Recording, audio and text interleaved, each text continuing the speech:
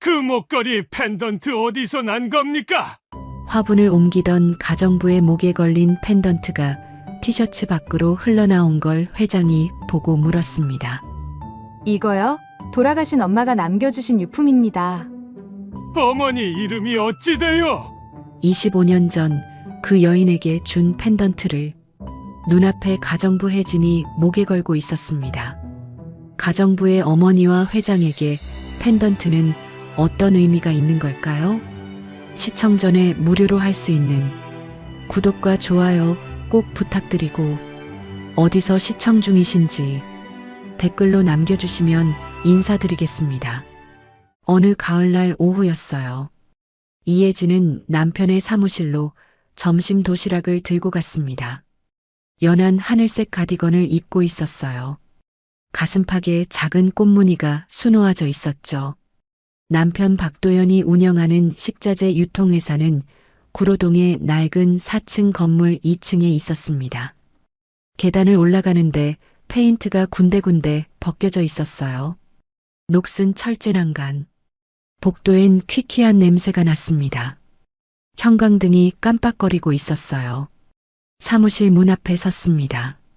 도연 F&B 유통이라고 쓰인 문패가 삐뚤어져 있었어요. 문을 열려는 순간이었습니다. 안에서 남편의 목소리가 들렸어요. 네, 은행장님. 이번 달만 넘기면 됩니다. 제가 어떻게든 해결하겠습니다. 목소리가 떨리고 있었어요. 혜진은 손을 멈췄습니다. 문고리를 잡은 손이 식었어요. 대출이요? 아니, 제 명의로는 더 이상 안 됩니다. 그래서 아내 명의로 좀 알아봐 주십시오. 혜진의 가슴이 철렁 내려앉았습니다. 최근 몇 주가 떠올랐어요. 새벽 2시에 일어나서 전화 받던 남편. 서재 문을 꼭꼭 잠그던 모습. 밥을 먹다 말고 멍하니 창밖만 바라보던 얼굴. 화장실에서 혼자 담배 피우던 모습. 혜진은 문을 열지 못했습니다. 그냥 돌아섰어요. 집으로 돌아왔습니다. 저녁 8시쯤이었어요. 남편이 돌아왔습니다. 검은색 정장 차림이었는데 넥타이는 흐트러져 있었어요. 얼굴은 창백했습니다. 눈 밑엔 다크서클이 짙게 내려앉아 있었어요. 거실 소파에 주저앉더니 가방에서 서류 몇 장을 꺼냈습니다. 혜진아. 남편의 목소리가 낮았어요. 응? 이거 좀 봐. 서류를 탁자 위에 던지듯 놓았습니다. 혜진은 서류를 집어들었어요. 복잡한 금융 용어들이 빽빽하게 적혀 있었습니다. 연대보증, 담보대출, 채무이행. 무슨 내용인지 잘 이해할 수 없었어요. 이게 뭐예요? 대출 서류야. 당신 이름으로 대출 받아야 해. 남편의 말투가 단호했습니다. 여보, 그런데 이게 회사가 지금 어려워. 이번 달 자금이 안 돌아가면 다 끝나. 혜진은 서류를 다시 보았어요. 금액이 눈에 들어왔습니다. 3억 원. 여보, 3억이나 돼요. 이렇게 큰 돈을. 당신밖에 없어. 남편이 혜진의 손을 붙잡았어요. 힘이 들어가 있었습니다. 아팠어요. 은행에서 내 명의론 더 이상 안 된대. 당신 이름이면 돼. 당신은 신용이 깨끗하잖아. 하지만 여보, 이렇게 큰 돈을 제가 어떻게 해. 부부잖아. 남편의 목소리가 커졌습니다. 혜진은 움찔했어요. 부부가 뭐 하나도 못 도와줘? 지금 나 죽기 직전이야. 회사 망하면 우리 집도 다 날아가. 그럼 당신도 거리에 나앉는 거라고. 여보, 도장 어디 있어? 빨리 가져와. 남편이 벌떡 일어났습니다. 혜진은 떨리는 손으로 서랍을 열었어요. 도장 케이스를 꺼냈습니다. 여보, 그래도 이건 너무. 혜진아.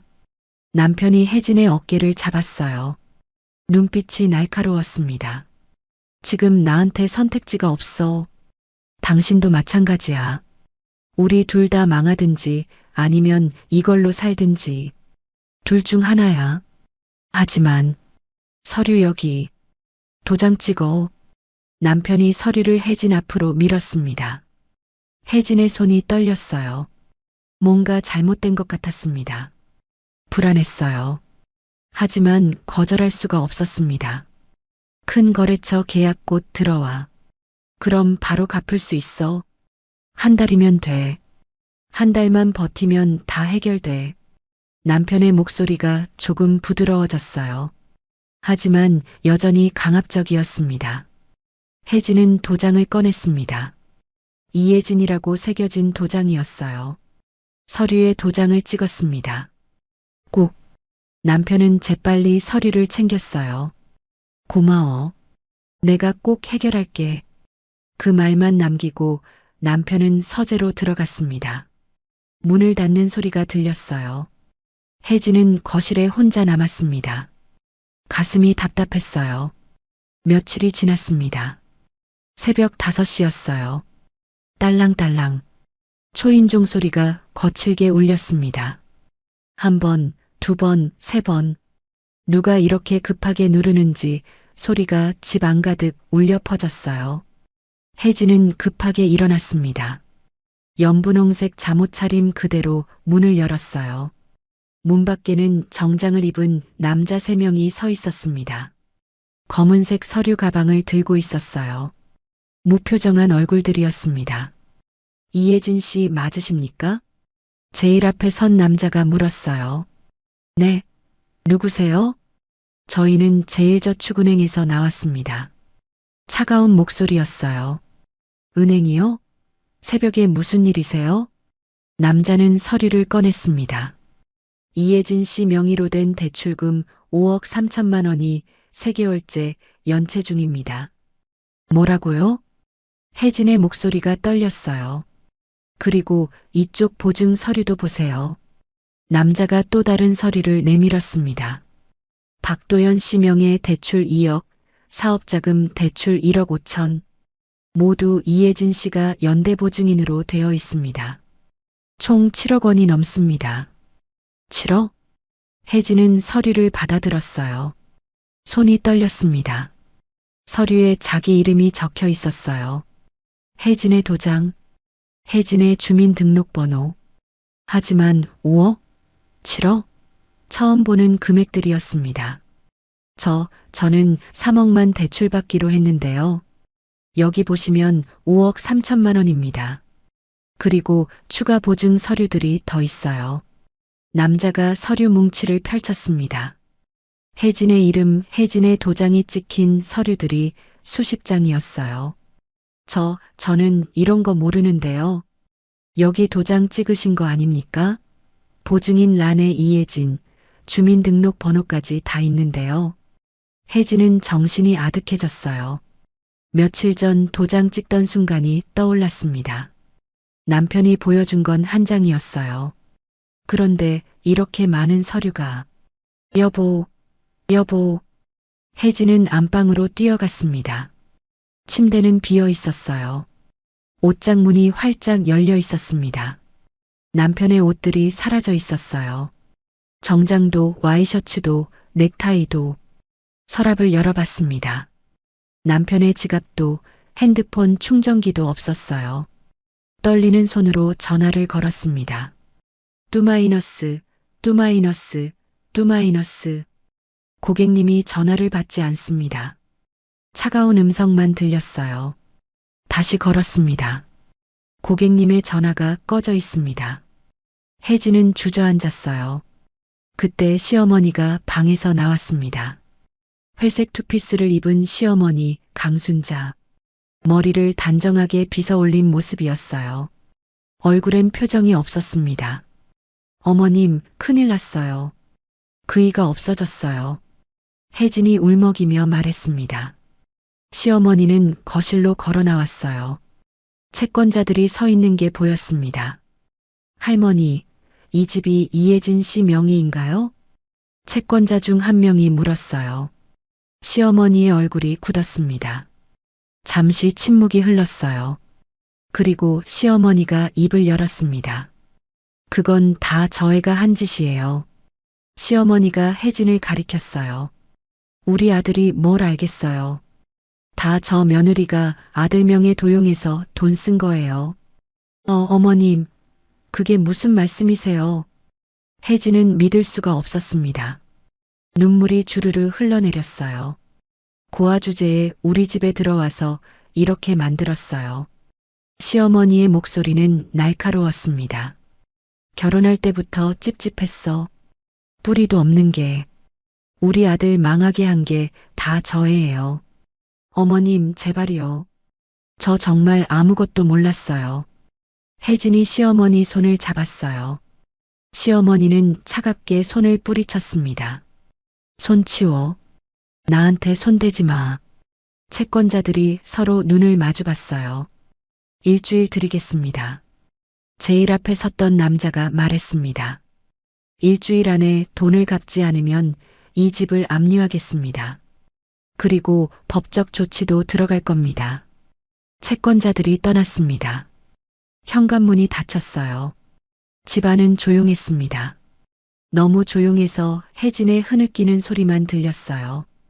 혜진은 남편 회사로 달려갔습니다. 버스를 타고 구로동까지 갔어요. 낡은 건물 2층. 계단을 뛰어 올라갔습니다. 숨이 찼어요. 사무실 문을 열었습니다. 텅 비어 있었어요. 책상도 컴퓨터도 서류도 다 사라졌습니다. 벽에 걸려 있던 달력만 남아 있었어요. 먼지만 가득했습니다. 바닥에는 명함 한 장만 떨어져 있었어요. 박도연 대표이사, 도연 F&B 유통. 혜진은 그 명함을 주워들었습니다. 손이 떨렸어요. 바닥에 주저앉았습니다. 도연 씨, 나를 이렇게 버리고 간 거예요? 정말 이렇게 가신 거예요? 대답은 없었어요. 텅 빈 사무실에 혜진의 목소리만 울려 퍼졌습니다. 창밖으로 가을비가 내리기 시작했어요. 혜진은 명함을 꽉 쥐었습니다. 35년을 살면서 가족이라는 걸 가져본 적 없던 혜진이었어요. 고아원에서 자라 결혼하면서 처음으로 가족이 생겼다고 생각했었죠. 시어머니가 차갑긴 했지만 그래도 가족이었어요. 남편이 바쁘긴 했지만 그래도 함께였습니다. 하지만 그 가족은 이렇게 무너져 내렸어요. 혜진은 목에 걸린 금 펜던트를 만졌습니다. 돌아가신 어머니가 남긴 유일한 유품이었어요. 특이한 세공이 들어간 작은 펜던트였죠. 혜진의 손 안에서 차갑게 빛났습니다. 빗소리가 점점 커졌어요. 모든 게 끝난 것 같았습니다. 빗소리가 점점 커졌어요. 혜진은 텅 빈 사무실 바닥에 앉아 있었습니다. 한참을 그렇게 있다가 천천히 일어났어요. 집으로 돌아가야 했습니다. 오후 3시쯤이었어요. 버스에서 내려 집 앞 골목에 들어섰습니다. 이웃집 창문에서 누군가 커튼을 살짝 젖히고 보고 있었어요. 아까 새벽에 채권자들이 왔다 간 걸 다들 봤을 겁니다. 소문이 퍼졌을 거예요. 혜진은 고개를 숙이고 걸었습니다. 현관문을 열었어요. 거실엔 시어머니가 앉아 있었습니다. 회색 투피스 차림 그대로였어요. 소파에 똑바로 앉아 혜진을 바라보고 있었습니다. 얼굴은 차갑게 굳어 있었어요. 어머님, 혜진이 조심스럽게 불렀습니다. 시어머니는 대답하지 않았어요. 그이 연락 왔어요? 어디 있는지. 너. 시어머니가 입을 열었습니다. 목소리가 얼음처럼 차가웠어요. 고아 주제에 우리 집 망하게 했어. 어머님, 그게 아니라. 결혼할 때부터 찝찝했어. 뿌리도 없는 게. 내가 반대했는데 우리 아들이 막무가내로 데려왔지. 시어머니가 자리에서 일어났습니다. 혜진 쪽으로 천천히 걸어왔어요. 7년 동안 참고 살았어. 명절 때마다 친척들이 뭐라고 하는지 아니? 고아 며느리 데려왔다고. 얼마나 창피한지 아니? 어머님, 저 정말 몰랐어요. 그이가 그렇게까지 할 줄은. 몰랐다고? 시어머니가 비웃었어요. 도장 찍은 건 내가 아니니? 내 이름으로 빚을 만든 건 내가 아니니? 그건 그이가 강요해서. 강요? 부부끼리 강요가 어디 있어. 다 내가 욕심부린 거지. 혜진은 말문이 막혔습니다. 아무리 설명해도 소용없을 것 같았어요. 어머님, 그이 좀 찾아봐요. 같이 찾아요. 그이만 찾으면. 찾아서 뭐해? 시어머니가 혜진의 말을 끊었습니다. 이미 다 끝났어. 너 때문에 우리 집안 망했어. 그때였어요. 현관 쪽에서 소리가 들렸습니다. 혜진 씨, 이혜진 씨 나와요. 채권자들이었어요. 다시 찾아온 겁니다. 돈 갚을 생각 있으면 나와요. 도망가지 마. 목소리가 점점 커졌습니다. 현관문을 두드리는 소리가 들렸어요. 쿵쿵쿵. 시어머니의 얼굴이 일그러졌습니다. 마, 또 왔잖아. 너 때문에 우리 집이 이 꼴이야. 어머님, 당장 나가. 네. 혜진은 귀를 의심했어요. 당장 나가라고. 우리 집에 피해 주지 마. 시어머니가 혜진의 방으로 걸어갔습니다. 옷장을 열었어요. 혜진의 옷들을 끄집어내기 시작했습니다. 노란색 블라우스, 하늘색 원피스, 연두색 가디건. 옷들이 바닥에 떨어졌어요. 어머님, 뭐 하시는 거예요? 혜진이 달려갔습니다. 시어머니는 거실 구석에 있던 낡은 여행 가방을 끌어왔어요. 검은색 청가방이었습니다. 혜진이 시집 올 때 가져온 가방이었어요. 옷들을 가방에 던지듯 넣었습니다. 어머님, 제발이요. 혜진이 시어머니 손을 잡았습니다. 시어머니는 그 손을 뿌리쳤어요. 힘이 세었습니다. 혜진은 뒤로 휘청했어요. 손 치워. 나한테 손대지 마. 시어머니는 계속 옷들을 가방에 넣었습니다. 화장대 위에 있던 혜진의 물건들도 가져왔어요. 헤어브러시, 화장품, 머리끈. 다 가방에 던져졌습니다. 책상 서랍을 열었어요. 혜진의 통장이 보였습니다. 시어머니가 그걸 집어들었어요. 이것도 가져가. 어차피 이 돈으로는 빚도 못 갚겠지만. 통장을 가방에 던졌습니다.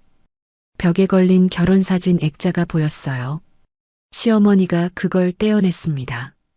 거실로 가더니 쓰레기 봉투에 넣었어요. 어머님, 그건 필요 없어. 우리 집엔. 현관문 두드리는 소리가 더 커졌습니다. 이혜진 씨, 문 열어요. 시어머니가 혜진을 똑바로 쳐다봤어요. 어머님, 저 갈 데가 없어요. 혜진의 목소리가 떨렸습니다. 눈물이 흘러내렸어요. 그건 내 사정이야. 시어머니는 여행 가방을 끌어 현관 쪽으로 가져갔습니다. 문을 열었어요. 밖에는 채권자 2명이 서 있었습니다. 할머니. 이혜진 씨 어디 있어요? 여기 있어. 데려가든지 뭘 하든지 알아서 해. 시어머니가 여행 가방을 현관 밖으로 밀어냈습니다. 가방이 계단에 떨어졌어요. 지퍼가 열리면서 옷가지 몇 개가 흘러나왔습니다. 혜진아, 나가. 어머님, 나가라고. 시어머니의 목소리가 커졌어요. 혜진은 떨리는 다리로 현관으로 걸어갔습니다. 신발장에서 운동화를 꺼내 신었어요. 분홍색 운동화였습니다. 끈을 묶는 손이 떨렸어요. 이혜진 씨, 돈은 언제 갚을 거예요? 채권자가 물었습니다. 혜진은 대답할 수 없었어요. 계단에 떨어진 가방을 집어들었습니다. 시어머니가 문 안쪽에서 보고 있었어요. 어머님, 정말 저 갈 데가 없어요. 며칠만 있게 해주세요. 혜진이 무릎을 꿇었습니다. 현관 앞 시멘트 바닥에 무릎이 닿았어요. 차가웠습니다. 시어머니는 고개를 돌렸어요. 문을 닫기 시작했습니다. 어머님, 쾅! 문이 닫혔습니다.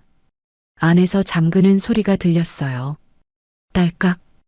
혜진은 문 앞에 그대로 무릎 꿇고 앉아 있었습니다. 울음이 터져 나왔어요. 이혜진 씨, 여기서 이러지 말고 일어나요. 채권자가 말했습니다. 일주일 안에 연락 없으면 법적 조치 들어갑니다. 알아요? 채권자들이 떠났습니다. 계단을 내려가는 발소리가 점점 멀어졌어요. 혜진은 한참을 그 자리에 있었습니다. 이웃집 창문에서 커튼이 움직였어요. 누가 보고 있었습니다. 혜진은 천천히 일어났습니다. 여행 가방을 집어들었어요. 무거웠습니다. 계단을 내려갔습니다. 밖으로 나왔어요. 하늘이 어두워지고 있었습니다. 비가 내리기 시작했어요. 처음엔 가랑비였습니다. 그러다 점점 굵어졌어요. 혜진은 여행 가방을 끌고 골목을 걸었습니다. 어디로 가야 할지 몰랐어요. 가로등 불빛 아래 섰습니다. 주황색 불빛이 빗속에서 번졌어요. 혜진은 가방을 내려놓고 그 위에 앉았습니다. 차가운 빗물이 머리를 타고 흘러내렸어요. 옷이 젖었습니다. 하늘색 가디건이 물에 젖어 무거워졌어요. 주머니에서 핸드폰을 꺼냈습니다. 화면이 켜졌어요. 전화번호부를 열었습니다. 아는 사람이 많지 않았어요. 고아원 출신이라 친구도 별로 없었습니다. 결혼하고 나서는 시댁 눈치 보느라 사람들 만나지도 못했어요. 전화번호부를 내리다가 멈췄습니다. 정숙이라는 이름이 보였어요. 고아원에서 함께 자란 친구였습니다. 5년 전 혜진 결혼식에 왔었어요. 그때 전화번호를 바꿔줬었죠. 혜진은 통화 버튼을 눌렀습니다. 신호음이 울렸어요. 뚜마이너스. 여보세요? 정숙의 목소리였습니다. 수가. 누구세요? 나. 혜진이야. 혜진아? 혜진아. 오랜만이다. 잘 지내? 밝은 목소리였어요.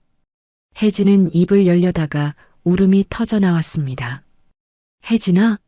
왜 그래? 무슨 일 있어? 수가. 나. 말이 나오지 않았어요. 혜진아, 너 지금 어디야? 목소리가 왜 그래? 나. 갈 데가 없어. 혜진은 그 말만 겨우 했습니다. 전화기 너머로 정숙이 숨을 들이쉬는 소리가 들렸어요. 지금 어디야? 주소 말해봐. 혜진은 떨리는 목소리로 주소를 말했습니다. 거기서 움직이지 마. 내가 갈게. 수가. 30분 안에 갈게. 기다려. 전화가 끊어졌습니다. 혜진은 핸드폰을 내려놓았어요. 가로등 불빛 아래 혼자 앉아 있었습니다. 비는 계속 내렸어요. 혜진은 목에 걸린 금 펜던트를 꺼냈습니다. 젖은 손으로 꽉 쥐었어요. 엄마, 저 이제 어디로 가야 해요? 작은 목소리로 중얼거렸습니다. 대답은 없었어요. 빗소리만 들렸습니다. 혜진은 가로등 아래 젖은 여행 가방 위에 앉아 있었어요. 30분이 지났습니다. 멀리서 차 한 대가 다가왔어요. 헤드라이트 불빛이 빗속에서 번졌습니다. 흰색 소형차였어요. 차가 혜진 앞에 멈췄습니다. 문이 열렸어요. 혜진아. 정숙이 뛰어내렸습니다. 연보라색 바람막이 점퍼를 입고 있었어요. 머리는 짧게 자른 단발이었습니다. 얼굴엔 걱정이 가득했어요. 혜진아. 왜 이렇게 됐어? 정숙이 혜진을 끌어안았습니다. 혜진은 그제야 울음을 터뜨렸어요. 괜찮아. 정숙이 혜진의 등을 토닥였습니다. 일단 차에 타. 비 맞으면 안 돼. 정숙이 여행 가방을 들었어요. 차 뒷좌석에 실었습니다. 혜진을 부축해서 조수석에 태웠어요. 시트 젖어도 괜찮아. 신경 쓰지 마. 정숙이 운전석에 앉았습니다. 시동을 걸었어요. 어디로 갈까? 내가 사는 곳은 고시원이라 같이 있기가 좀 그런데. 정숙이 난처한 표정을 지었습니다. 혜진은 고개를 저었어요. 괜찮아. 어디든. 24시간 패스트푸드점 갈까? 거기서 오늘 밤 보내고 내일 생각하자. 정숙이 차를 출발시켰습니다. 20분쯤 달렸어요. 대로변에 있는 패스트푸드점에 도착했습니다. 두 사람은 안으로 들어갔어요. 형광등 불빛이 밝았습니다. 플라스틱 의자와 테이블, 구석자리에 앉았어요. 뭐 먹을래? 햄버거? 커피? 아무거나. 정숙이 주문을 하러 갔습니다. 햄버거 세트 2개와 따뜻한 커피를 가져왔어요. 먹어. 아까부터 얼마나 안 먹었어. 혜진은 햄버거를 한 입 베어 물었습니다. 맛이 없었어요. 입맛이 없었습니다. 정숙이 조용히 기다려줬어요. 한참 후 혜진이 입을 열었습니다. 수가? 응. 그이가 도망갔어. 혜진은 떨리는 목소리로 말하기 시작했어요. 남편이 사업 실패한 것, 혜진 명의로 대출받은 것, 7억 원이 넘는 빚, 남편이 잠적한 것, 시어머니가 쫓아낸 것, 모든 걸 털어놨습니다. 정숙은 말없이 들었어요. 얼굴이 점점 굳어졌습니다. 그 계자식? 정숙이 주먹을 쥐었어요. 남편이고 뭐고 어떻게 그럴 수가 있어? 7억을 떠넘기고 도망을 가? 시어머니는 다 내 탓이래. 혜진의 목소리가 작아졌습니다. 정숙이 혜진의 손을 꽉 잡았어요. 혜진아, 내 잘못 아니야. 하지만 아니야. 절대 아니야. 정숙의 눈에 눈물이 맺혔습니다. 우리 고아원에서 같이 자랐잖아. 너 얼마나 착한 애인지 내가 제일 잘 알아. 너는 나쁜 짓 하나도 안 했어. 혜진은 고개를 숙였어요. 눈물이 뚝뚝 떨어졌습니다. 정숙이 티슈를 꺼내 혜진에게 건넸습니다. 일단 오늘은 여기서 쉬어. 내일 생각하자. 근데 내일 난 어디로? 혜진의 목소리가 떨렸어요. 정숙은 잠시 생각했습니다. 입술을 깨물었어요. 그러다 뭔가 떠올랐다는 듯 고개를 들었습니다. 혜진아. 응. 나 지금 재벌 회장님 댁에서 가정부로 일하고 있거든. 응. 거기서 지금 입주 가정부 한 명 더 구하고 있어. 혜진은 정숙을 바라봤어요. 원래 같이 일하시던 아주머니가 고향으로 내려가셔서 급하게 사람 찾고 있거든. 정숙이 혜진의 손을 꽉 잡았습니다. 혜진아, 거기서 일해볼래? 나 가정부 일 해본 적 없는데. 나도 처음엔 몰랐어. 배우면 돼. 청소하고 빨래하고 식사 준비하고. 어려운 거 아니야. 하지만 월급도 괜찮아. 숙식 제공에 월 250만 원이야. 혜진의 눈이 흔들렸어요. 250만 원이면 적지 않은 돈이었습니다. 재벌집에서 내가 할 수 있을까? 할 수 있어. 너 성실하잖아. 그것만 있으면 돼. 정숙이 혜진을 똑바로 바라봤어요. 혜진아, 지금은 살아야 할 때야. 그 말에 혜진은 입술을 깨물었습니다. 빚 갚으려면 일을 해야 해. 숨어 있으면 안 돼. 벌어야 해. 정숙의 목소리는 단호했습니다. 혜진은 천천히 고개를 끄덕였어요. 그럼 내가 내일 회장님께 말씀드릴게. 면접 보러 오라고. 고마워. 수가. 뭘. 우리 사이에. 정숙이 웃었습니다. 하지만 눈가엔 걱정이 어려 있었어요. 밤이 깊어갔습니다. 패스트푸드점엔 사람이 거의 없었어요. 창밖으로 비가 내리고 있었습니다. 두 사람은 구석자리에 앉아 있었어요. 혜진은 창밖을 바라봤습니다. 출근하는 사람들이 우산을 쓰고 지나갔어요. 평범한 아침 풍경이었습니다. 혜진에게는 평범한 게 너무 멀게 느껴졌어요. 오전 9시였습니다. 정숙의 핸드폰이 울렸어요. 네, 회장님. 네, 알겠습니다. 전화를 끊고 정숙이 혜진을 봤습니다. 회장님이 오늘 오후 2시에 면접 보래. 오늘이요? 응. 급하게 필요하시대. 혜진은 숨을 깊이 들이쉬었어요. 알았어. 집이 성북동에 있어. 큰 저택이야. 내가 주소 알려줄게. 정숙이 종이에 주소를 적었습니다. 혜진아, 너 옷 젖었잖아. 내가 입을 거 하나 줄게. 정숙이 차 트렁크에서 가방을 꺼냈어요. 연한 노란색 블라우스를 꺼내 혜진에게 건넸습니다. 화장실에서 갈아입어.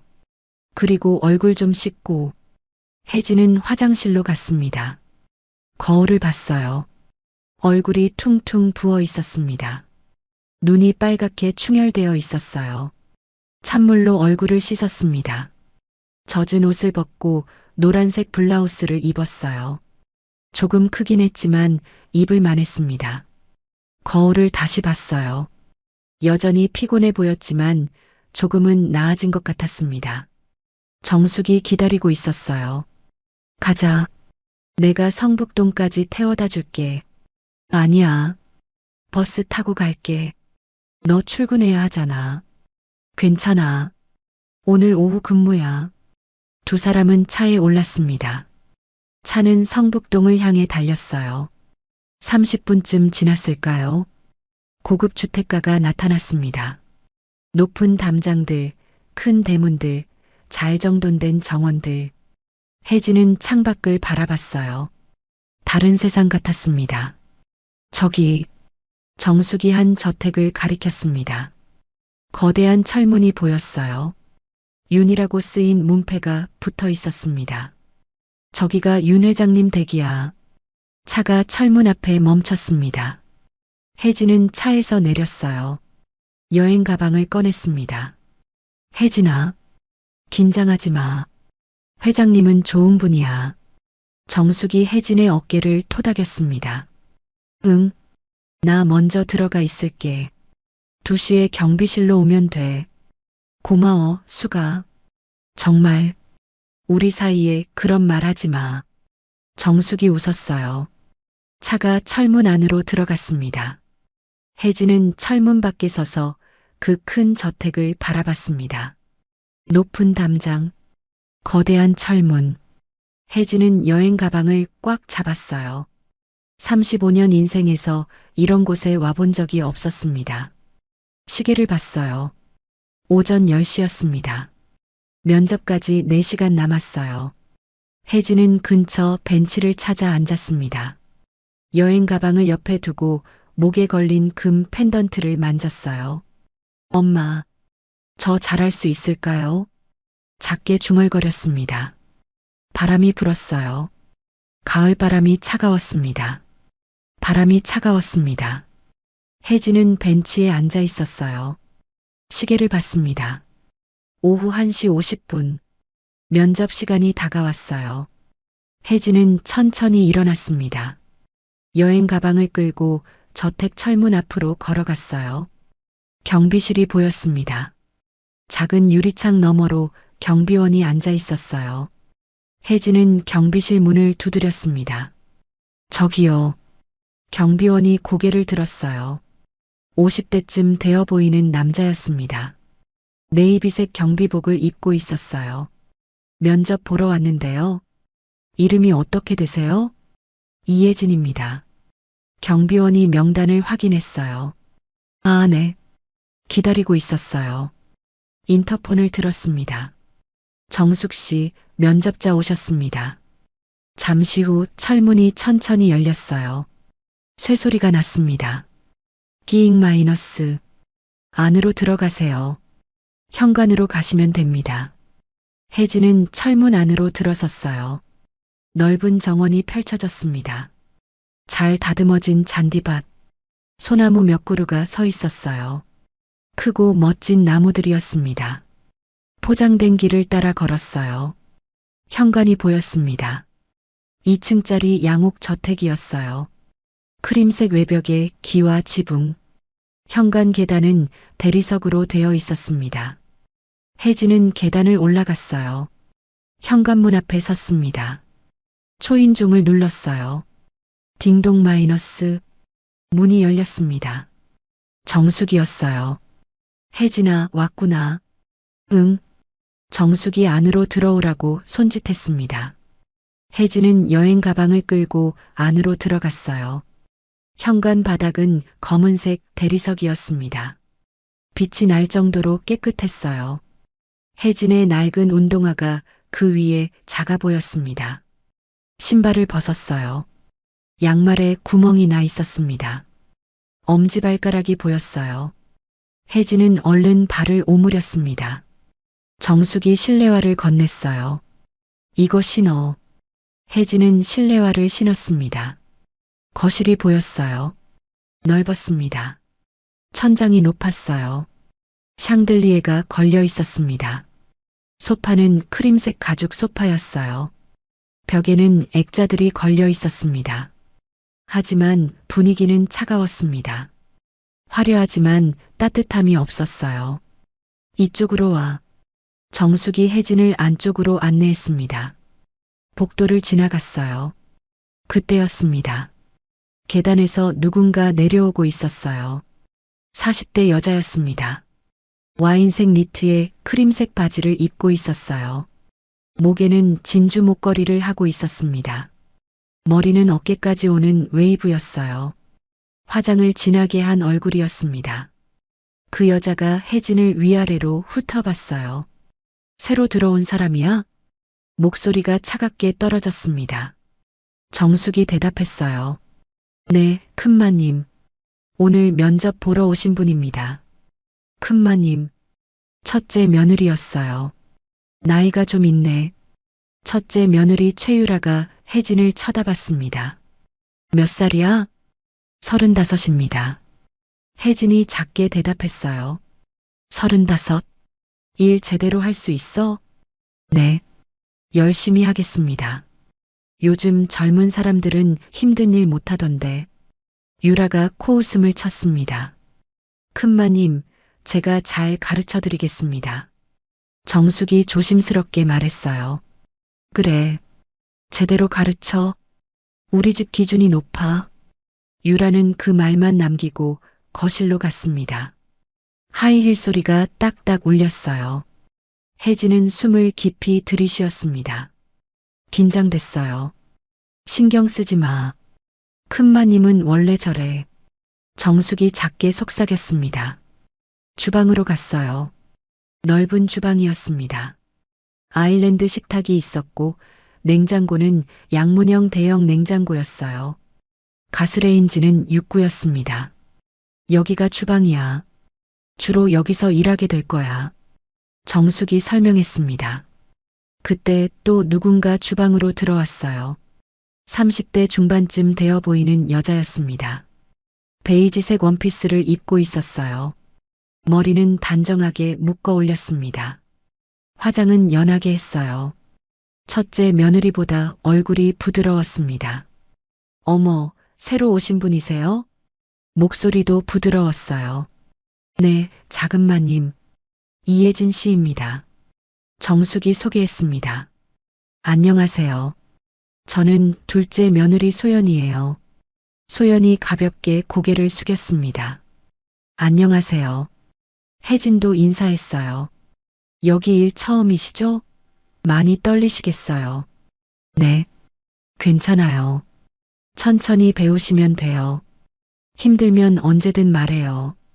소연이 작게 웃었습니다. 눈가에 주름이 잡혔어요. 따뜻한 미소였습니다. 감사합니다. 혜진은 조금 마음이 놓였어요. 그럼 저는 위층에 있을게요. 정숙 씨, 잘 부탁해요. 소연이 주방을 나갔습니다. 작은마님은 좋은 분이야. 정숙이 말했어요. 큰마님하고는 좀 달라. 혜진은 고개를 끄덕였습니다. 자, 이제 회장님 면접 봐야 해. 따라와. 정숙이 혜진을 2층으로 안내했어요. 계단을 올라갔습니다. 카펫이 깔려 있었어요. 발소리가 나지 않았습니다. 2층 복도 끝에 큰 문이 있었어요. 정숙이 노크했습니다. 똑똑똑. 회장님, 면접자 모시고 왔습니다. 들어와. 낮은 목소리가 들렸어요. 문이 열렸습니다. 넓은 서재였어요.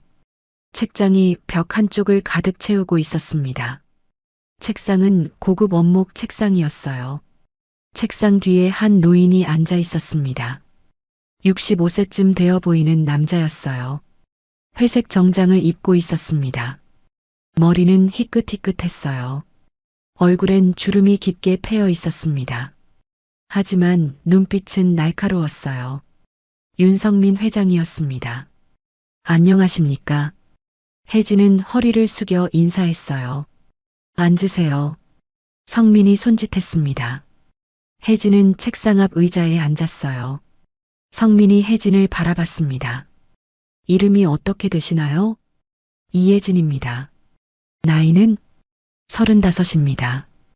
이전에 가정부 일 해보신 적 있으세요? 아니요. 처음입니다. 성민은 잠시 혜진을 바라봤어요. 왜 이 일을 하려고 하시나요? 혜진은 대답을 망설였습니다. 남편 이야기를 할 수는 없었어요. 빈 이야기도 할 수 없었습니다. 살아야 해서입니다. 혜진이 작게 말했어요. 성민의 눈빛이 조금 흔들렸습니다. 가족은 어떻게 되시나요? 없습니다. 아무도요? 네. 고아원에서 자랐습니다. 성민은 고개를 끄덕였어요. 힘드셨겠군요. 목소리가 조금 부드러워졌습니다. 괜찮습니다. 혜진은 고개를 들어 회장을 바라봤어요. 회장의 얼굴에 외로움이 어려 있었습니다. 이상했어요. 이렇게 큰 집에 가족들이 있는데 왜 외로워 보일까요? 좋습니다. 내일부터 출근하세요. 감사합니다. 혜진은 다시 고개를 숙였어요. 정숙 씨, 방 안내해 주세요. 네, 회장님. 혜진은 서재를 나왔습니다. 정숙이 1층 끝쪽 작은 방으로 안내했어요. 여기가 내 방이야. 문을 열었습니다. 작은 방이었어요. 싱글 침대 하나, 작은 옷장 하나, 책상 하나. 그게 전부였습니다. 하지만 깨끗했어요. 좁지? 아니야. 괜찮아. 혜진은 여행 가방을 방 안에 들였습니다. 오늘은 쉬어. 내일부터 일 시작하면 돼. 고마워, 수가. 정숙이 나갔어요. 혜진은 침대에 앉았습니다. 창밖을 봤어요. 정원이 보였습니다. 혜진은 목에 걸린 금 펜던트를 만졌어요. 엄마, 저 이제 여기서 새로 시작해요. 작게 중얼거렸습니다. 저녁 6시였습니다. 정숙이 혜진을 불렀어요. 혜진아, 저녁 식사 준비 거들어줘. 주방으로 갔습니다. 정숙이 요리를 하고 있었어요. 접시 좀 꺼내줘. 저기 찬장에. 혜진은 찬장을 열었습니다. 하얀 접시들이 가지런히 놓여 있었어요. 조심스럽게 꺼냈습니다. 손이 떨렸어요. 접시를 들다가 미끄러질 뻔했습니다. 아, 혜진이 얼른 잡았어요. 다행히 떨어지지 않았습니다. 괜찮아? 응. 미안해. 천천히 해. 긴장하지 마. 식탁을 차렸습니다. 7시가 되었어요. 가족들이 식당으로 모였습니다. 첫째 며느리 유라가 먼저 왔어요. 와인색 니트 차림 그대로였습니다.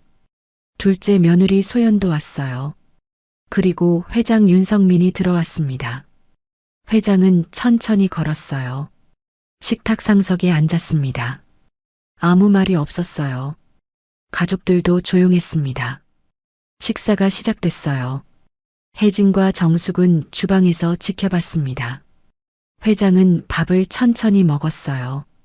며느리들은 핸드폰을 보고 있었습니다. 아무도 대화를 나누지 않았어요. 회장이 가끔 며느리들을 바라봤습니다. 외로운 눈빛이었어요. 혜진은 그 모습을 멀리서 지켜봤습니다. 저렇게 큰 집에 가족이 있는데도 외로울 수 있구나. 그 생각이 들었어요. 저렇게 큰 집에 가족이 있는데도 외로울 수 있구나. 혜진은 그 생각을 했어요. 일주일이 지났습니다. 혜진은 조금씩 일에 적응하고 있었어요. 아침 6시에 일어나 주방 청소부터 시작했습니다. 식탁을 닦고 바닥을 쓸었어요. 정숙이 아침을 준비하는 동안 혜진은 설거지를 했습니다. 손이 거칠어졌어요. 세제 때문에 손등이 갈라지기 시작했습니다.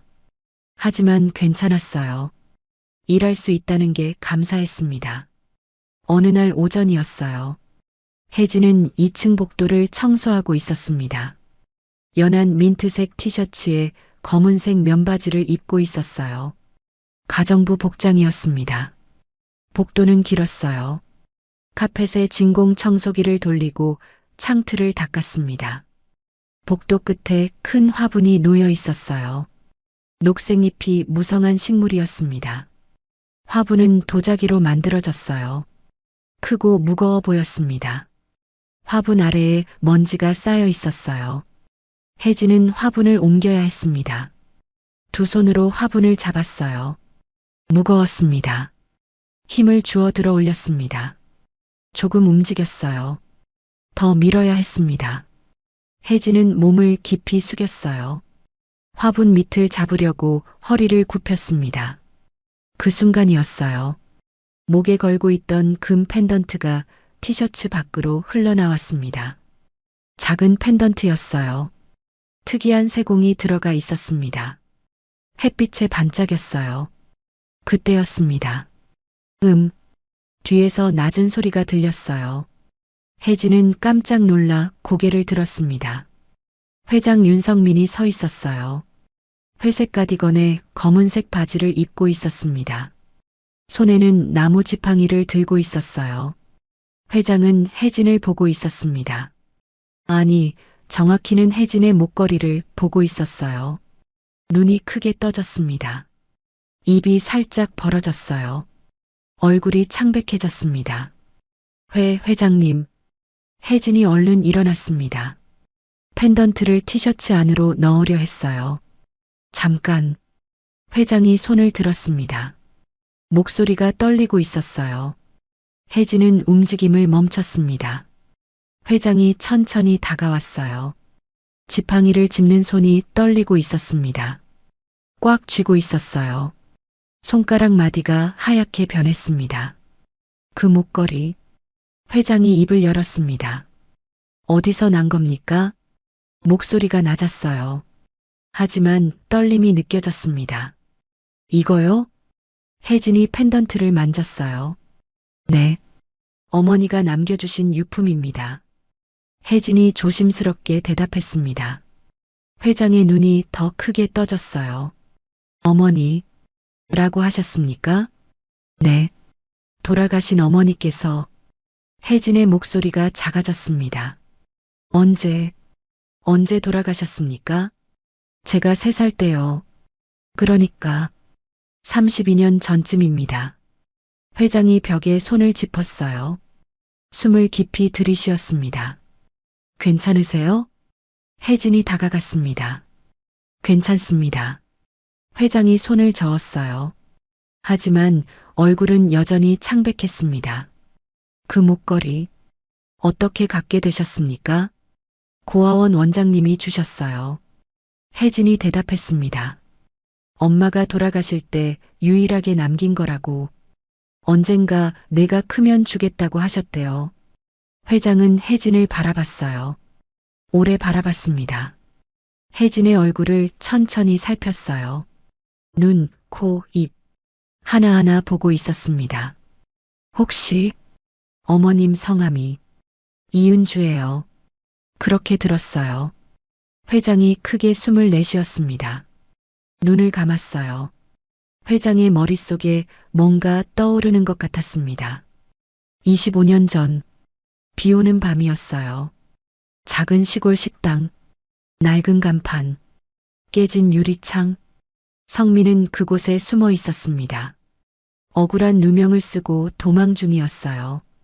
회사 횡령 누명, 동업자의 배신, 경찰이 뒤쫓고 있었습니다.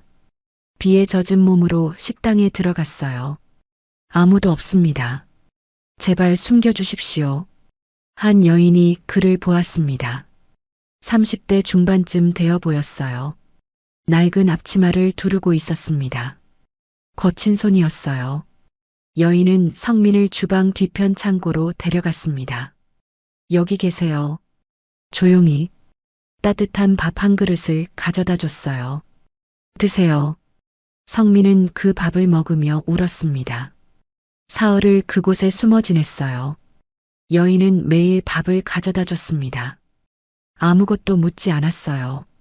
나중에 알고 보니 여인은 혼자 아이를 키우고 있었습니다. 3살짜리 딸이었어요. 성민이 떠나던 날이었어요. 주머니에 있던 금 펜던트를 꺼냈습니다. 어머니가 물려주신 거였어요. 이걸 받아주십시오. 은혜를 갚을 길이 없습니다. 여인은 거절했어요. 그냥 가세요. 돈 없는 사람 도와주는 건 당연한 거예요. 하지만 성민은 억지로 쥐어줬습니다. 꼭 받아주십시오. 제가 살아서 돌아오면 반드시 은혜를 갚겠습니다. 그게 마지막이었어요. 성민은 도망쳤고 결국 누명을 벗었습니다. 회사를 다시 일으켜 세웠어요. 하지만 그 여인을 다시 찾지 못했습니다. 식당은 문을 닫았고 여인은 사라졌어요. 25년이 지났습니다. 그리고 지금, 그때 그 펜던트가 여기 있었어요. 성민은 천천히 눈을 떴습니다. 혜진을 바라봤어요. 혹시 어머님이 시골에서 식당을 하셨습니까? 네, 들었어요. 대구 쪽이라고. 성민의 눈에 눈물이 맺혔습니다. 그 사람, 딸이, 목소리가 떨렸어요. 회장님? 혜진이 걱정스럽게 물었습니다. 성민은 고개를 저었어요. 아닙니다. 괜찮습니다. 깊은 숨을 쉬었습니다. 그 목걸이, 소중히 간직하십시오. 네. 성민은 천천히 돌아섰어요. 지팡이를 짚고 복도를 걸어갔습니다. 뒷모습이 흔들렸어요. 혜진은 그 모습을 바라봤습니다. 무슨 일인지 몰랐어요. 하지만 회장이 뭔가 깊은 감정을 느끼고 있다는 건 알 수 있었습니다. 혜진은 목걸이를 다시 티셔츠 안으로 넣었어요. 차가운 금속이 피부에 닿았습니다. 차가운 금속이 피부에 닿았습니다. 혜진은 청소를 마저 했어요. 그날 밤이었습니다. 회장 성민은 서재에 혼자 앉아 있었어요. 책상 위에는 위스키 잔이 놓여 있었습니다. 호박색 액체가 반쯤 차 있었어요. 성민은 창밖을 바라봤습니다. 어두운 정원이 보였어요. 그는 오래된 서랍을 열었습니다. 안에서 낡은 사진 한 장을 꺼냈어요. 25년 전 사진이었습니다. 작은 시골 식당 앞에서 찍은 사진이었어요. 간판이 희미하게 보였습니다. 은준의 식당. 성민은 사진을 오래 바라봤어요. 은주 씨, 작게 중얼거렸습니다. 인터폰을 눌렀어요. 정비서. 네, 회장님. 지금 당장 올라오게. 네. 5분 후 비서가 서재로 들어왔습니다. 50대 남자였어요. 네이비색 정장을 단정하게 입고 있었습니다. 안경을 쓰고 있었어요. 부르셨습니까? 앉으세요. 비서가 의자에 앉았습니다. 성민은 비서를 똑바로 바라봤어요. 이혜진. 네. 새로 들어온 가정부 말이야. 아, 네. 그 사람 과거를 조사해 주세요. 비서의 눈이 조금 커졌어요. 조사요? 네. 출생부터 지금까지. 전부 다. 성민의 목소리는 단호했습니다. 특별한 이유가 있으십니까? 묻지 말고 해주세요. 조용히. 아무도 모르게. 알겠습니다. 비서가 일어났어요. 그리고 정비서. 네. 빨리 부탁합니다. 비서가 서재를 나갔습니다. 성민은 다시 사진을 바라봤어요. 이틀이 지났습니다. 저녁 8시였어요. 비서가 서재 문을 두드렸습니다. 똑똑똑. 들어오세요. 비서가 들어왔어요. 손에 서류 봉투를 들고 있었습니다. 회장님, 조사 결과 나왔습니다. 성민은 서류를 받았어요. 봉투를 열었습니다. 서류가 여러 장 들어 있었어요. 천천히 읽기 시작했습니다. 첫 장, 이예진. 1989년 3월 15일생. 출생지 대구광역시 달서구. 성민의 손이 떨렸어요. 모친 이은주 1959년생 마이너스 1992년 사망. 다음 장을 넘겼습니다. 1992년 교통사고로 모친 사망. 이후 대구 소망 고아원 입소. 2007년 고등학교 졸업. 2014년 박도영과 결혼. 2024년 10월 남편 잠적. 채무 7억 원 떠안음. 현재 채권자 추심 중. 성민은 서류를 내려놓았어요. 얼굴이 창백해졌습니다. 회장님, 비서가 조심스럽게 불렀습니다. 괜찮습니다. 성민은 눈을 감았어요. 깊은 숨을 쉬었습니다. 은주 씨의 딸이었어요. 25년 전 자신을 숨겨준 그 여인. 따뜻한 밥을 주던 그 손. 아무것도 묻지 않던 그 눈빛. 그 사람의 딸이 지금 이 집에서 청소를 하고 있었습니다. 7억.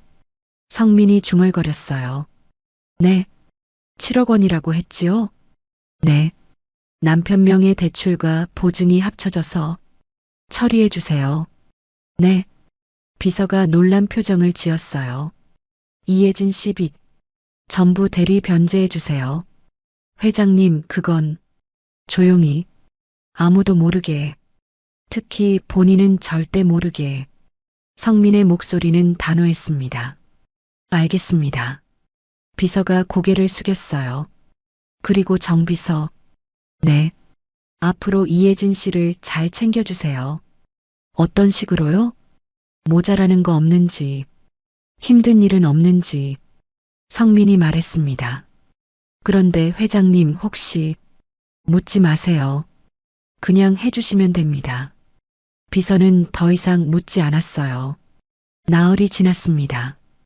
혜진은 주방에서 설거지를 하고 있었어요. 핸드폰이 울렸습니다. 모르는 번호였어요. 여보세요? 이예진 씨 맞으십니까? 네. 제일저축은행입니다. 혜진의 가슴이 철렁했어요. 채권자였습니다. 혜진 씨 명의 채무가 전액 변제 처리됐습니다. 네. 뭐라고요? 혜진은 귀를 의심했어요. 7억 2천만 원. 어제 전액 입금됐습니다. 그게 무슨 대리 변제자가 있으신가 봅니다. 확인해 보세요. 전화가 끊어졌어요. 혜진은 멍하니 서 있었습니다. 7억이 갚아졌다고요? 누가? 왜? 손이 떨렸어요. 은행 앱을 열었습니다. 대출 내역을 확인했어요. 정말이었어요. 채무 완납. 2024년 11월 7일. 혜진은 주저앉았습니다. 믿을 수가 없었어요. 혜진아, 왜 그래? 정숙이 주방으로 들어왔습니다. 수가. 혜진이 핸드폰을 보여줬어요. 이게 무슨 일이야? 정숙이 화면을 봤습니다. 눈이 커졌어요. 빚이 다 갚아졌네? 응. 방금 은행에서 전화 왔어. 누가 갚아준 거야? 몰라. 나도 몰라. 혜진의 눈에 눈물이 맺혔습니다. 그날 저녁이었어요. 회장이 저녁 식사를 마치고 거실로 나왔습니다. 혜진이 복도에서 청소를 하고 있었어요. 회장이 지나갔습니다. 이예진 씨. 혜진은 고개를 들었어요. 네, 회장님. 앞으로 걱정하지 마세요. 회장의 목소리가 부드러웠습니다. 네. 무슨 힘든 일 있으면 언제든 말하세요. 회장이 혜진의 어깨를 가볍게 두드렸어요. 따뜻한 손이었습니다. 그리고 천천히 계단을 올라갔어요. 혜진은 그 뒷모습을 바라봤습니다. 뭔가 이상했어요. 회장님이 왜 저러시지? 며칠 전 펜던트를 보시고 나서 달라지신 것 같았어요. 혜진은 목걸이를 만졌습니다. 밤 10시였습니다. 성민은 서재에 앉아 있었어요. 책상 위에는 오래된 사진이 놓여 있었습니다. 은준의 식당 간판이 보이는 사진. 은주 씨, 이제 빚을 조금 갚습니다. 성민이 작게 중얼거렸어요.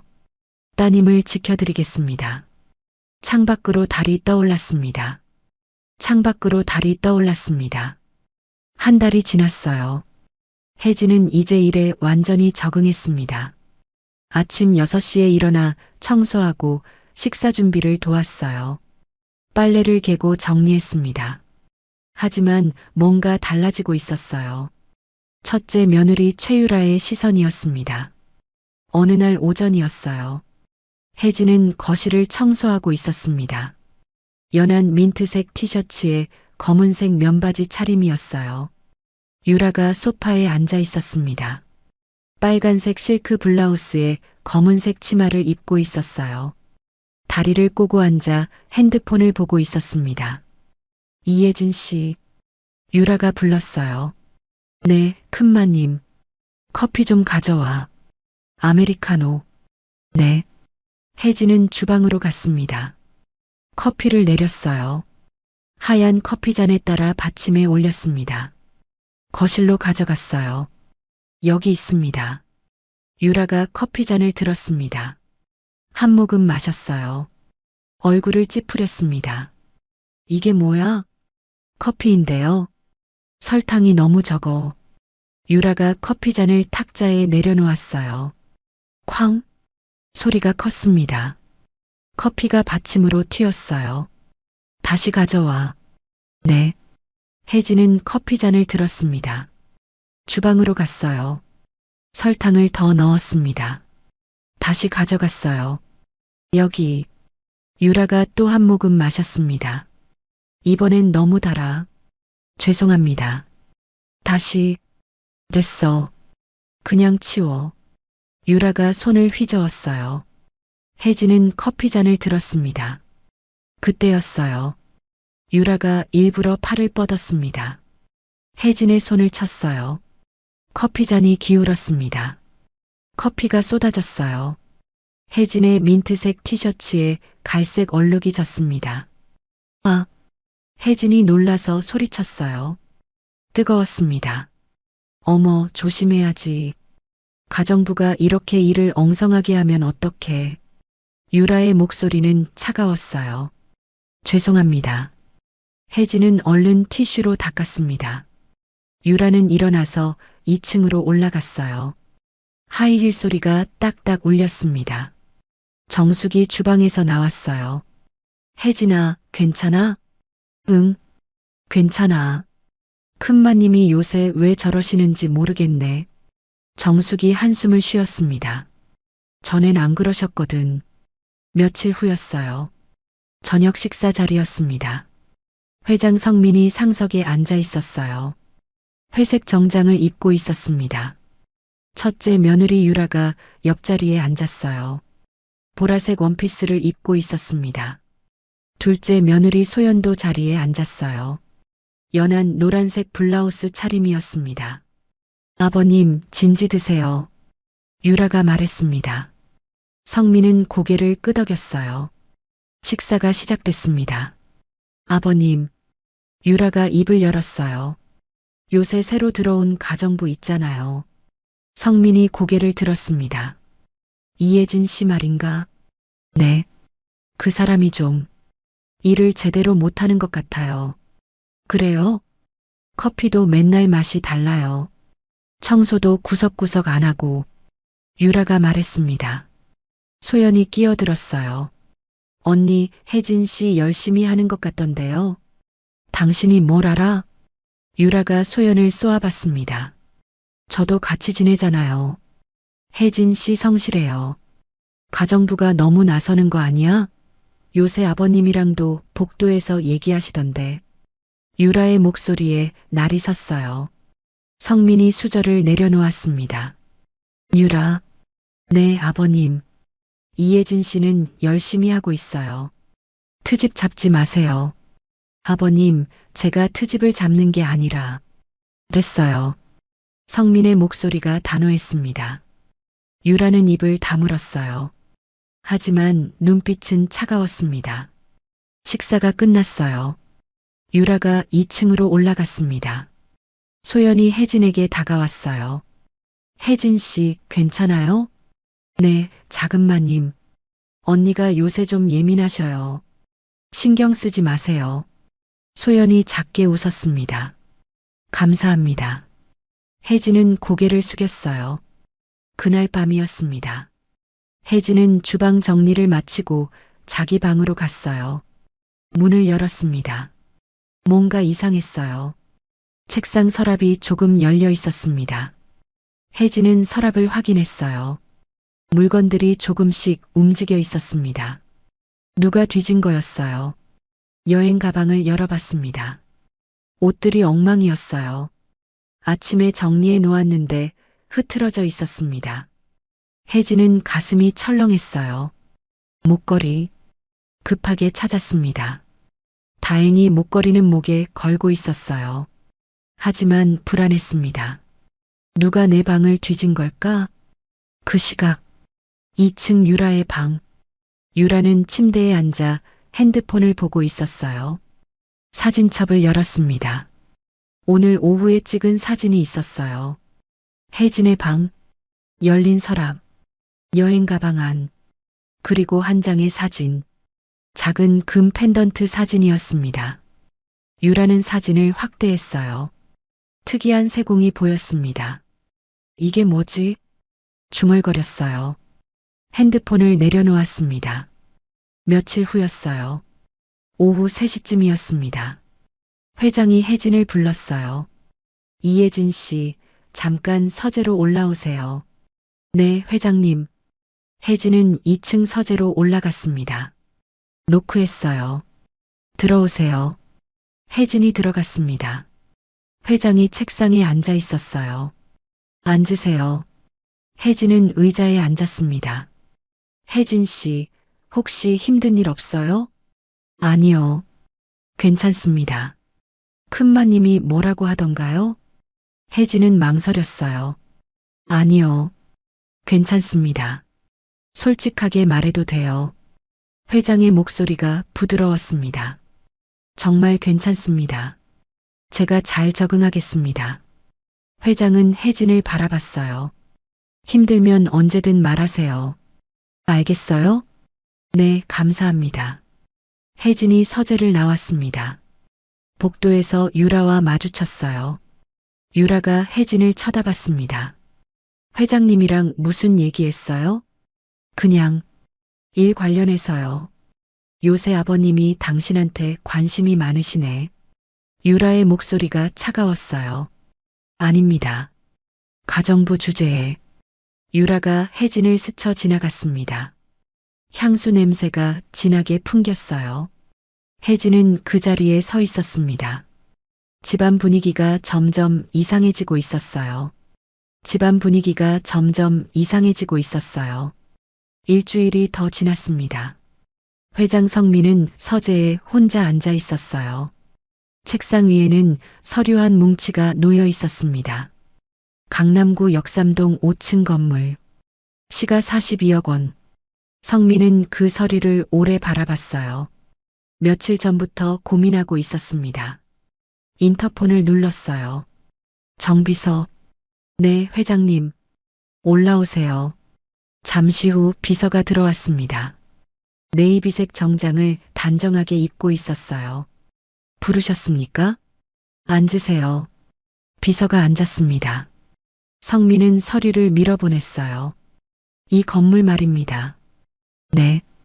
역삼동 건물요. 이혜진 씨 명의로 이전하려고 합니다. 비서의 눈이 커졌어요. 회장님, 그건 어떻게 생각하십니까? 성민이 물었습니다. 솔직히 말씀드리면 너무 큰 게 아닐까요? 큽니까?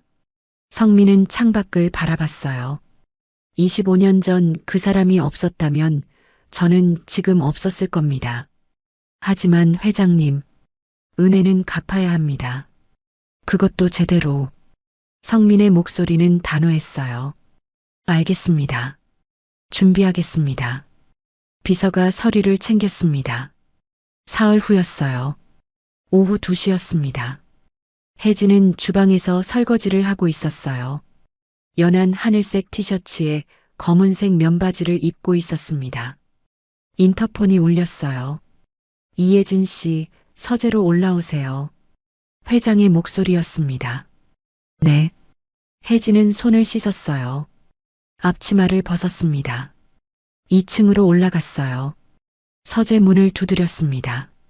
똑똑똑. 들어오세요. 혜진이 들어갔어요. 회장이 책상에 앉아 있었습니다. 회색 조끼에 흰 셔츠를 입고 있었어요. 앉으세요. 혜진은 의자에 앉았습니다. 가슴이 두근거렸어요. 혹시 제가 실수를 했나? 혹시 해고당하는 건가? 혜진 씨. 네, 회장님. 긴장하지 마세요. 회장이 작게 웃었습니다. 혜진은 숨을 깊이 들이쉬었어요. 회장이 서류 봉투를 꺼냈습니다. 책상 위에 올려놓았어요. 이걸 드리려고 불렀습니다. 이게 뭔가요? 혜진이 조심스럽게 물었습니다. 건물 등기부등본입니다. 강남에 있는 5층 건물이에요. 혜진은 이해할 수 없었어요. 왜 이걸 저한테? 당신 어머니께 받은 은혜를 갚고 싶습니다. 회장의 목소리가 떨렸어요. 어머니를 아셨어요? 혜진이 놀라서 물었습니다. 네. 25년 전에 만났습니다. 회장은 천천히 이야기를 시작했어요. 억울한 누명을 쓰고 도망 다니던 시절, 작은 시골 식당에 숨었던 밤, 따뜻한 밥 한 그릇을 주던 여인, 아무것도 묻지 않고 사흘을 숨겨줬던 그 사람, 그때 드린 게 그 목걸이였습니다. 회장이 혜진의 목을 가리켰어요. 혜진은 목걸이를 만졌습니다. 그래서 그때 그렇게 혜진의 눈에 눈물이 맺혔어요. 며칠 전 회장이 목걸이를 보고 놀라던 모습이 떠올랐습니다. 어머니가 없었다면 저는 누명을 못 벗었을 겁니다. 회사도 되찾지 못했을 거예요. 하지만 회장님, 그분께 은혜를 갚지 못했습니다. 식당을 찾아갔지만 이미 문을 닫은 뒤였어요. 회장의 목소리가 떨렸습니다. 25년 동안 찾았습니다. 하지만 찾지 못했어요. 그런데 따님이 여기 계셨습니다. 혜진은 울음을 참았어요. 이 건물은 어머니께 드리지 못한 감사의 마음입니다. 회장이 서류를 혜진 쪽으로 밀었어요. 안 됩니다. 혜진이 고개를 저었습니다. 이건 너무 큰 거리요. 저는 못 받아요. 이건 선물이 아닙니다. 회장의 목소리가 단호했어요. 빚을 갚는 겁니다.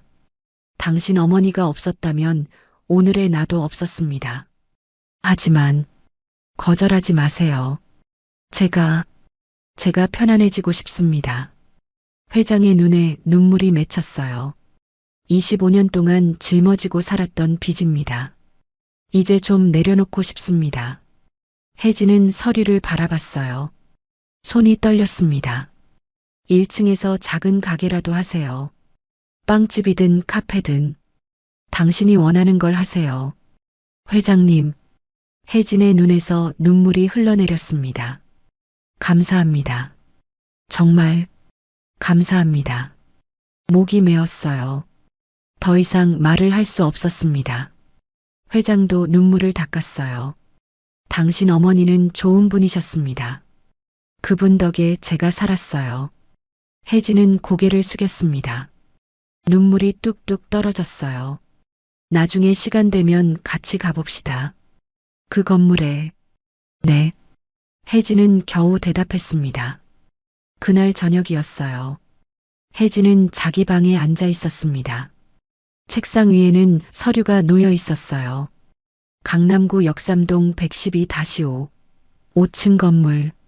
소유자 이혜진. 믿을 수가 없었습니다. 며칠 전까지 7억 빚에 쫓기던 사람이었어요. 갈 곳 없어 거리를 헤매던 사람이었습니다. 그런데 지금은 강남에 건물이 있었어요. 혜진은 목걸이를 꺼냈습니다. 작은 금 펜던트. 엄마가 남긴 유일한 유품. 엄마가 회장님을 도와주셨구나. 혜진이 중얼거렸어요. 고마워요, 엄마. 눈물이 또 흘렀습니다. 그때 노크 소리가 들렸어요. 똑똑. 혜진아, 나야. 정숙의 목소리였습니다. 응, 들어와. 정숙이 들어왔어요. 연두색 잠옷을 입고 있었습니다. 무슨 일 있었어? 회장님이 부르셨다며? 응. 혜진은 서류를 보여줬어요. 정숙의 눈이 커졌습니다. 이게 뭐야? 건물. 회장님이 주셨어. 건물? 강남 건물? 정숙이 서류를 자세히 봤어요. 이거 진짜야? 응. 왜 갑자기? 혜진은 회장이 들려준 이야기를 말했습니다. 25년 전 엄마가 회장을 숨겨줬던 일. 목걸이가 그때 받은 거였던 것. 은혜를 갚고 싶다는 회장의 마음. 정숙은 듣고 있다가 눈물을 닦았어요. 혜진아, 정말 다행이다. 응. 두 사람은 한참을 그렇게 앉아 있었습니다. 두 달이 지났어요. 혜진은 회장댁에서 나왔습니다. 강남 역삼동 건물 1층에 작은 빵집을 열었어요. 은준의 빵집이라는 간판을 달았습니다. 엄마 이름이었어요. 간판은 연한 크림색 바탕에 갈색 글씨였습니다. 따뜻한 느낌이었어요. 가게 안은 작았습니다. 테이블 4개, 의자 8개. 한쪽 벽엔 빵을 진열하는 유리 진열대가 있었어요. 혜진은 매일 새벽 5시에 일어났습니다. 밀가루를 반죽했어요. 오븐에 빵을 구웠습니다. 고소한 냄새가 가게를 채웠어요. 처음엔 손님이 별로 없었습니다. 하루에 서너 명만 들렀어요. 하지만 혜진은 포기하지 않았습니다. 정성껏 빵을 만들었어요. 크림빵, 단팥빵, 소보로빵, 식빵. 한 달쯤 지나자 손님이 늘기 시작했습니다. 여기 빵 맛있네요. 사장님, 크림빵 또 주세요. 입소문이 났어요. 어느 날이었습니다. 동네 주민 한 명이 인터넷에 후기를 올렸어요. 강남 숨은 빵집. 정성 가득한 맛. 사진과 함께 올라간 후기였습니다. 조회수가 올라갔어요. 댓글이 달렸습니다. 여기 어디예요? 가보고 싶네요. 손님이 더 늘었습니다. 하루에 20명, 30명. 혜진은 바빴어요. 하지만 행복했습니다. 그날 오후였어요. 오후 2시쯤이었습니다. 혜진은 빵을 진열하고 있었어요. 연한 노란색 앞치마를 두르고 있었습니다. 가게 문이 열렸습니다. 딸랑. 종소리가 울렸어요. 손님인가 싶어 고개를 들었습니다. 혜진은 얼어붙었어요. 시어머니 강순자였습니다. 검은색 점퍼에 회색 바지를 입고 있었어요. 머리는 단정하게 빗어 올렸습니다. 하지만 얼굴은 예전과 달랐어요. 주름이 더 깊어졌습니다. 눈가가 처져 있었어요. 어머님. 혜진의 목소리가 떨렸습니다. 아니, 여기서 이렇게 잘 살고 있었어? 시어머니가 가게 안을 둘러봤어요. 유리 진열대, 테이블, 의자. 하나하나 훑어봤습니다. 강남의 빵집이라니. 대단하네. 시어머니의 목소리에 비꼼이 섞여 있었어요. 어머님, 무슨 일로? 무슨 일은? 찾아오면 안 돼? 시어머니가 의자에 앉았습니다. 다리를 꼬았어요. 근데 혜진아. 네. 이 가게 차린 돈 어디서 났어? 혜진은 대답하지 못했습니다. 설마 우리 아들 보험금 탄 거 아니지? 아닙니다. 그게 아니라. 그럼 뭐야? 고아 출신이 어떻게 강남에 가게를 차려? 시어머니의 목소리가 커졌어요. 다른 손님들이 쳐다봤습니다. 혜진은 얼굴이 빨개졌어요. 어머님, 제발. 조용히. 조용히? 내가 왜 조용히 해야 해? 시어머니가 자리에서 일어났습니다. 혜진에게 다가왔어요. 우리 아들 빚 갚은 것도 수상해. 7억을 누가 갚아줬어? 그건 솔직히 말해. 남자 만났지? 부자 남자. 아닙니다. 혜진이 소리쳤어요. 손님들이 모두 쳐다봤습니다. 그럼 뭔데? 어떻게 이렇게 됐어? 제가 이래서 거짓말하지 마. 가정부 월급으로 이게 돼? 시어머니가 가게를 손으로 가리켰어요. 그 돈 우리 집 돈이야. 네. 우리 아들이 번 돈이잖아. 당연히 우리 몫이지. 혜진은 믿을 수가 없었어요. 어머님, 그게 무슨 돈 내놓아. 반만 줘. 아니, 3억만 줘. 어머님, 저는 그런 돈 없어요. 없긴 뭐가 없어? 이 가게 팔면 되잖아. 시어머니의 목소리가 더 커졌습니다. 손님 한 명이 일어나서 나갔어요. 불편한 표정이었습니다. 어머님, 제발 나가주세요. 혜진이 애원했어요. 돈 안 주면 안 나가. 시어머니가 팔짱을 꼈습니다. 매일 여기 와서 소란 피울 거야. 손님들한테 다 말할 거야. 여기 사장이 도둑놈이라고. 어머님, 경찰 부를래? 불러봐. 내가 며느리 찾아온 게 죄야? 시어머니가 비웃었어요. 혜진은 무릎이 후들거렸습니다. 다시 그때로 돌아가는 것 같았어요. 집에서 쫓겨나던 날, 비 맞으며 거리에 서 있던 날, 일주일 줄게. 일주일 안에 3억 준비해. 시어머니가 가방을 들었습니다. 안 주면 매일 여기 와서 난리 칠 거야. 문을 열고 나갔어요. 딸랑. 종소리가 또 울렸습니다. 혜진은 그 자리에 서 있었어요. 다리에 힘이 풀렸습니다. 의자에 주저앉았어요. 손이 떨렸습니다. 남은 손님들이 수군거렸어요. 무슨 일인 거야? 저 사람 시어머니래. 혜진은 고개를 숙였습니다. 그날 저녁이었어요. 혜진은 가게 문을 닫았습니다. 전화를 꺼냈어요. 회장 성민에게 전화를 걸었습니다. 뚜마이너스. 여보세요? 회장의 목소리였어요. 회장님, 저 혜진이에요. 혜진 씨, 무슨 일이에요? 목소리가. 회장님, 혜진은 울먹였습니다. 무슨 일 있어요? 어디 아파요? 아니요. 그게. 혜진은 오늘 일을 말했습니다. 시어머니가 찾아온 것, 돈을 요구한 것, 협박한 것. 회장은 듣고 있다가 말했어요. 지금 어디 있어요? 가게요. 거기서 움직이지 마세요. 내가 갑니다. 회장님, 전화가 끊어졌습니다. 30분 후였어요. 가게 앞에 검은색 세단이 멈췄습니다. 회장이 내렸어요. 회색 코트를 입고 있었습니다. 가게 문을 두드렸어요. 혜진이 문을 열었습니다. 회장님, 괜찮아요? 회장이 혜진을 살폈어요. 네. 앉으세요. 두 사람은 테이블에 앉았습니다. 자세히 말해봐요. 무슨 일이 있었는지. 혜진은 다시 이야기했어요. 회장은 듣고 있다가 핸드폰을 꺼냈습니다. 전화를 걸었어요. 정비서, 법률팀 불러요. 지금 당장. 그리고 경찰서에도 연락하세요. 공갈 협박 건으로. 회장의 목소리는 단호했습니다. 회장님, 괜찮을까요? 걱정 마세요. 제가 처리하겠습니다. 회장이 혜진의 손을 꽉 잡았어요. 이제 혼자 아닙니다. 제가 있어요. 혜진의 눈에 눈물이 맺혔습니다. 혜진의 눈에 눈물이 맺혔습니다. 사흘이 지났어요. 회장의 법률팀이 움직였습니다.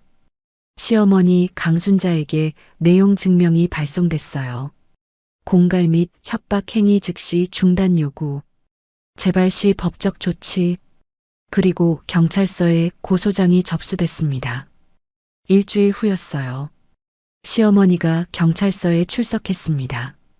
조사를 받았어요. 강순자 씨 며느리에게 돈을 요구하며 협박한 사실 있습니까? 그건 시어머니는 제대로 대답하지 못했어요. 가게 CCTV가 증거로 제출됐습니다. 시어머니가 소리 지르는 모습이 선명하게 찍혀 있었어요. 그 돈 우리 집 돈이야. 매일 여기 와서 소란 피울 거야. 녹음된 목소리도 있었습니다. 강순자 씨 공갈 및 업무방해죄로 기소될 수 있습니다. 경찰이 말했어요. 시어머니의 얼굴이 창백해졌습니다. 그건 며느리분과 합의하시길 권합니다.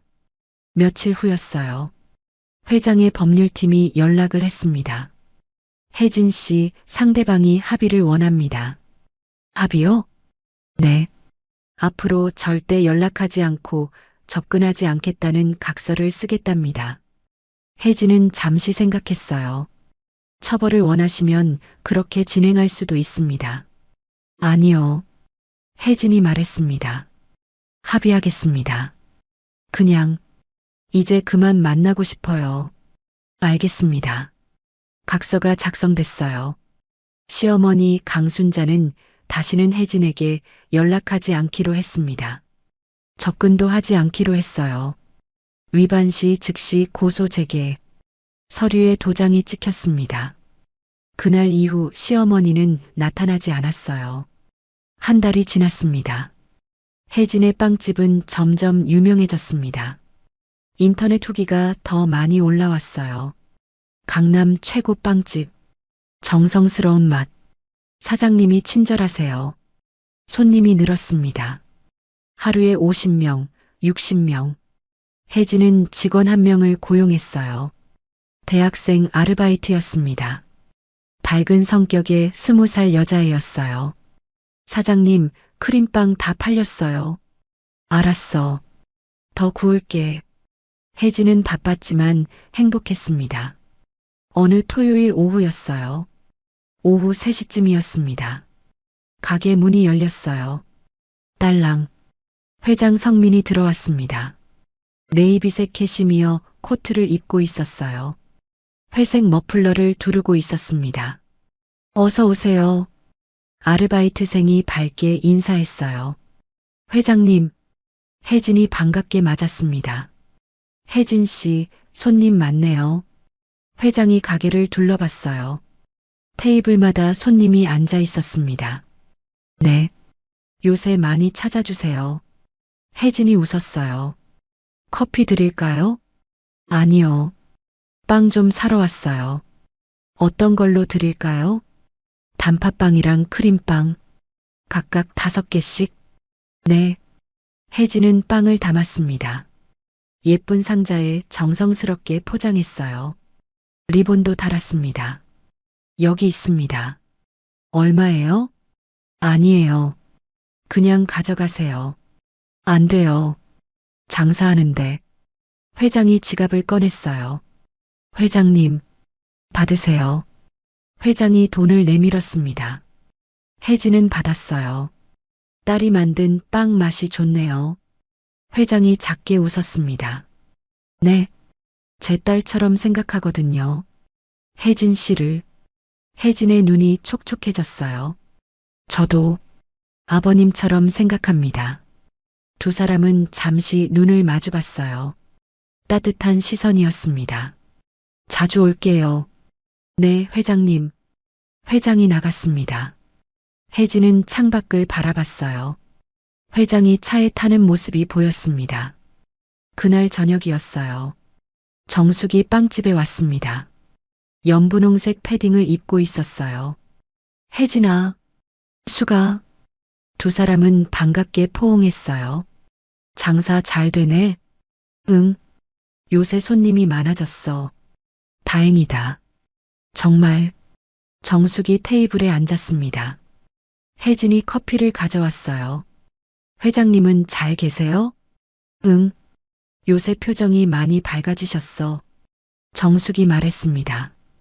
혜진아, 너 때문인 것 같아. 내가? 응. 회장님이 혜진이 얘기 자주 하셔. 그래. 딸처럼 생각하시는 것 같아. 혜진은 커피를 한 모금 마셨어요.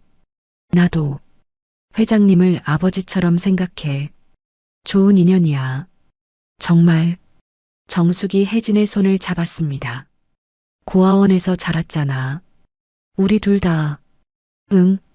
근데 이렇게 좋은 사람들 만났어. 너도 나도. 정숙의 눈에 눈물이 맺혔어요. 고마운 일이야.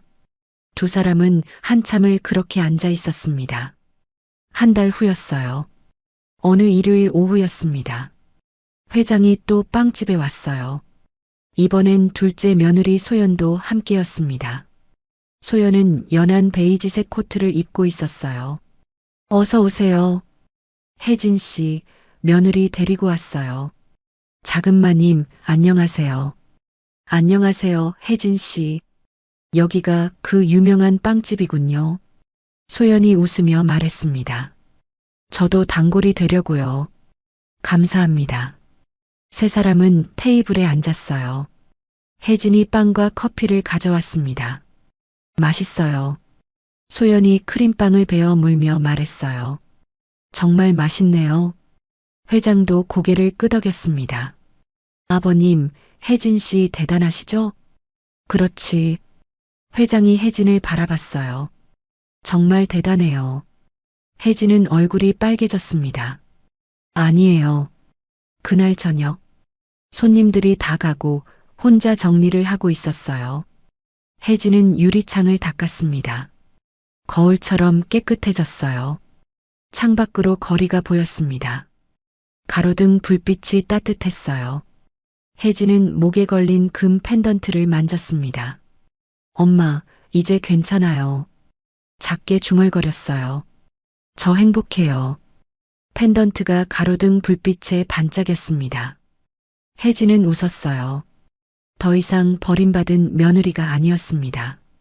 더 이상 갈 곳 없는 사람이 아니었어요. 이제 혜진은 자신의 삶을 스스로 만들어가는 사람이었습니다. 그리고 곁에는 따뜻한 사람들이 있었어요. 회장님, 정숙, 소연. 진짜 가족 같은 사람들이었습니다. 혜진은 불을 끄고 가게 문을 닫았어요. 밖으로 나왔습니다. 겨울 바람이 차가웠지만 마음은 따뜻했어요. 내일도 새벽에 일어나 빵을 구울 겁니다. 손님들을 맞이할 거예요. 그렇게 하루하루 살아갈 겁니다. 혜진은 하늘을 올려다봤어요. 별이 반짝이고 있었습니다. 여기까지 이혜진의 이야기였습니다. 남편의 배신으로 모든 것을 잃었던 혜진이었어요. 빚에 쫓기고 집에서 쫓겨나 갈 곳이 없었던 여자였습니다. 하지만 혜진은 포기하지 않았어요. 어머니가 남긴 작은 금 펜던트가 25년 전 인연을 이어줬습니다. 그 인연이 혜진에게 새로운 삶을 선물했어요. 진짜 가족은 피가 아니라 마음이라는 걸 혜진은 배웠습니다. 회장님은 혜진을 딸처럼 아꼈고 혜진은 회장님을 아버지처럼 생각했어요. 정숙과 소연 같은 따뜻한 사람들도 곁에 있었습니다. 인생은 때로 우리를 힘들게 하지만 포기하지 않으면 반드시 좋은 날이 옵니다. 혜진처럼 말이에요. 시청해 주셔서 감사합니다.